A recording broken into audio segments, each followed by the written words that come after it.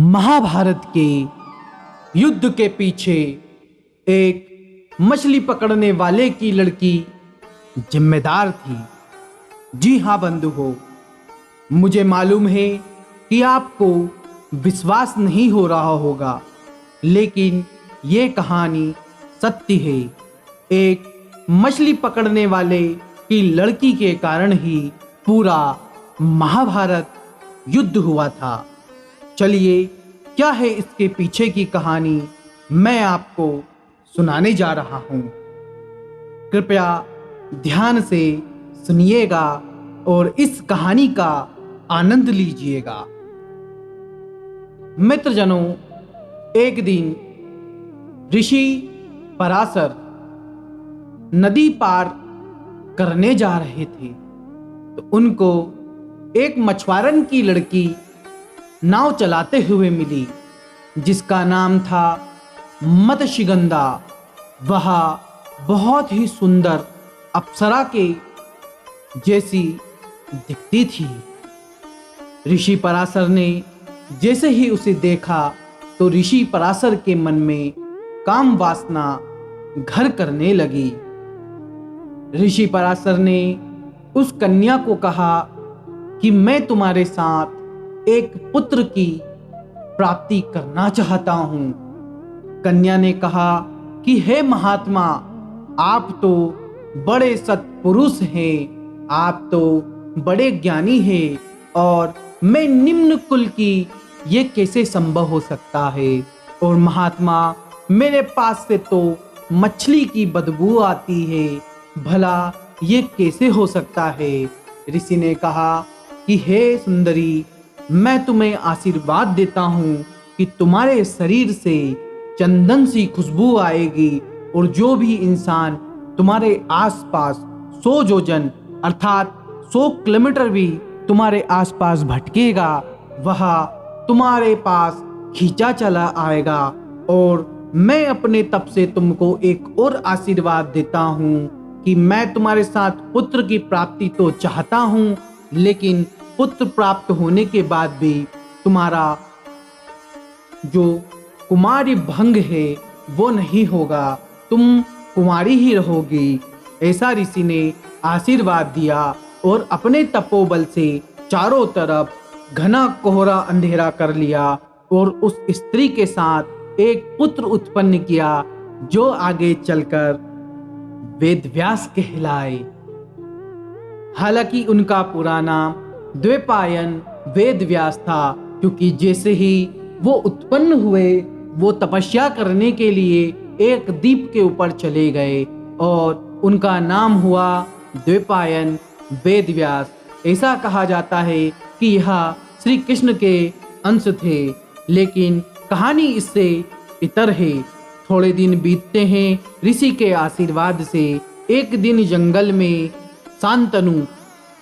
राजा शांतनु शिकार करने के लिए जाते हैं। उनको एक मन को मोह लेने वाली सुगंध आती है।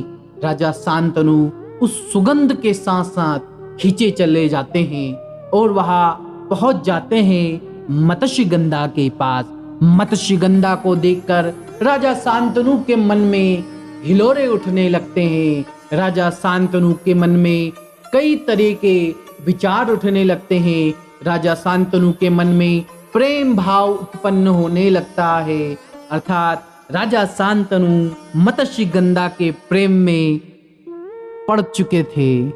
आगे जाके राजा शांतनु ने मत्स्यगंधा के सामने विवाह का प्रस्ताव रखा और इस मछुआरे की लड़की ने राजा शांतनु को फंसा लिया।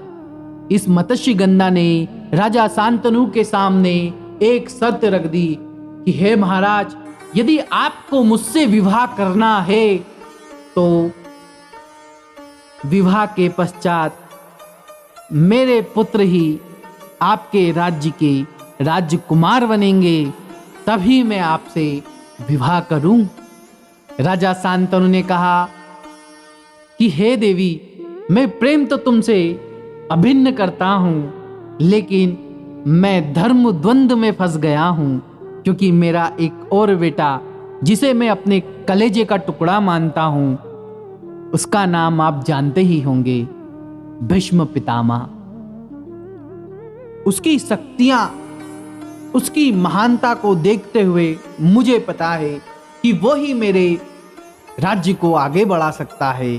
मत्स्यगंधा इस बात पर बिफर गई और उसने शादी का प्रस्ताव ठुकरा दिया।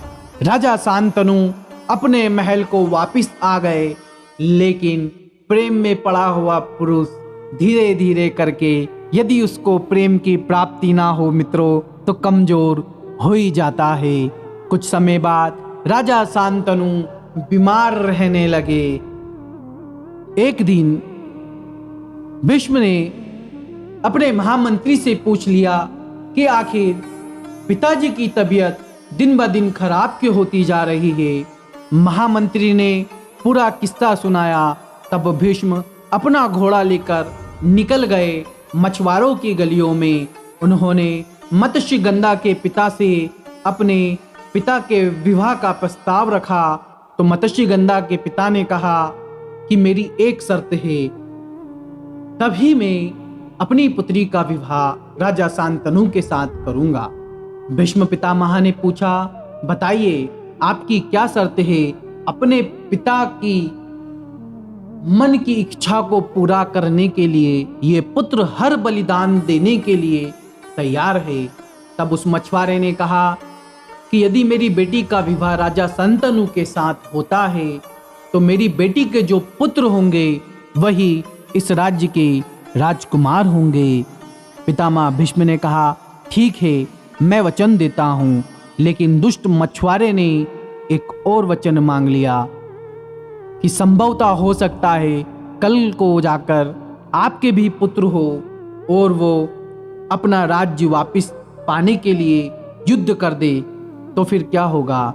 इसलिए तुम मुझे वचन दो कि तुम आजीवन विवाह नहीं करोगे। भीष्म पितामह ने वो भी वचन दे दिया। इसलिए भीष्म पितामह भीष्म कहलाए। आगे चलकर राजा शांतनु से और मछुआरन की उस पुत्री मत्स्यगंधा से 2 पुत्र हुए, जिनका नाम था चित्रगंधा और विचित्रवीर्य। कुछ समय बाद राजा शांतनु की मृत्यु हो गई और चित्रगंधा को राजा बनाया गया। कुछ वर्षों के बाद चित्रगंधा की भी मृत्यु हो गई। अब विचित्रवीर्य को राजा बनाया। विचित्रवीर्य बड़ा ही विलासी पूर्वक इंसान था, क्योंकि था तो आखिर वो एक मछुआरन का लड़का। पितामह भीष्म ने विचित्रवीर्य का विवाह अंबिका तथा अंबालिका के साथ करवा दिया।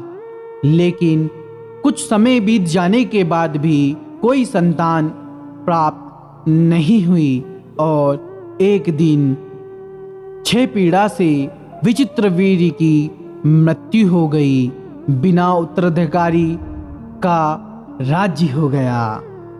ऐसे समय में मत्स्यगंधा ने अपना जो पुत्र तपस्या करने के लिए गया था उसको बुलाया और उस पुत्र के द्वारा अंबिका अंबालिका से धृतराष्ट्र, पांडु और दासी से विदुर उत्पन्न हुआ। बंधुओं, ऐसे ही कहानी आगे बढ़ती गई और राज्य को पाने के लिए आपस में युद्ध जैसी स्थिति उत्पन्न हो गई।